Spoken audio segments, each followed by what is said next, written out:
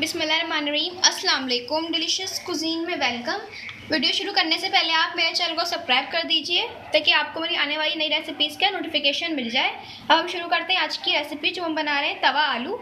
इसके लिए सबसे पहले मेरे पास आलू हैं और ये मैंने इसको गोल साइज़ में कट कर लिया है। ठीक है, ये आप आलू ले लीजिए और ये आलू मेरे पास है हाफ़ kg।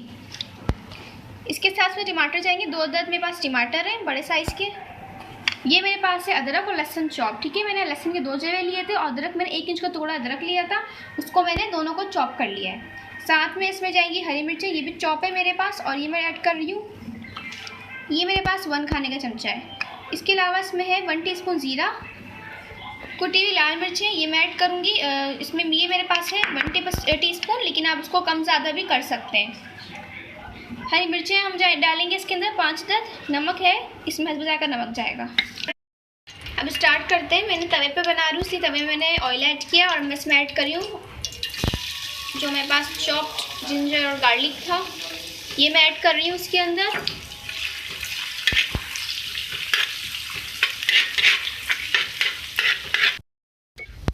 अब मैं इसमें ऐड कर रही हूँ ज़ीरा,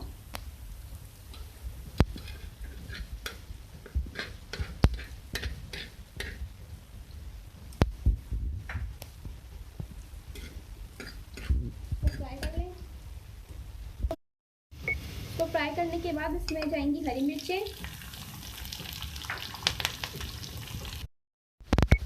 मैं इसमें ऐड करूँगी आलू।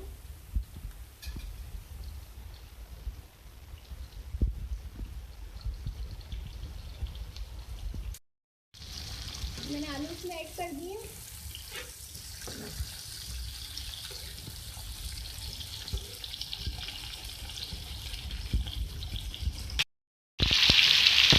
अब मैं इसमें मसाले ऐड कर रही हूँ। नमक इसमें मैं डाल रही हूँ, कुटी लाल मिर्चें और टमाटर, इसको मैंने चॉप कर लिया था, तो मैं ऐड कर रही हूँ इसको मिक्स कर लें।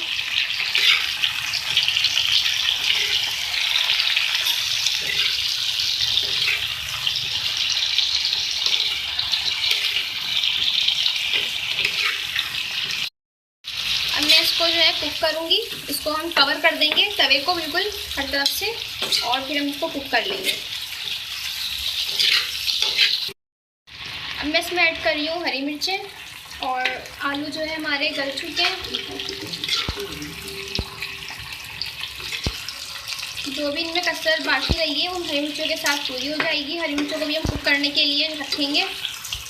जो हरी मिर्चें सख्त चाहिए, नहीं होनी चाहिए, इनको आप सॉफ्ट कर लें।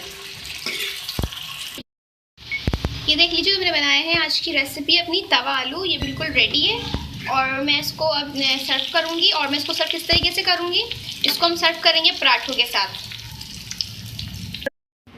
जी ये देख लीजिए, हमारी जो आज की रेसिपी मैंने बनाई है, ये तवा आलू, इसके साथ मैंने पराठे सर्व किए हैं। आप भी इसके साथ पराठे सर्व कीजिएगा, ये बहुत मज़े की लगती है। और जैसे कि रमज़ान चल रहे हैं तो रमज़ान शरीफ में आप इसको सही टाइम में बना के खा सकते हैं और वैसे आप उसको नाश्ते पे, ब्रेकफास्ट पे भी इसको सर्व कर सकते हैं। मेरे चैनल को लाइक और सब्सक्राइब कीजिएगा। नेक्स्ट टाइम के लिए इजाज़त दीजिए। अल्लाह हाफिज़।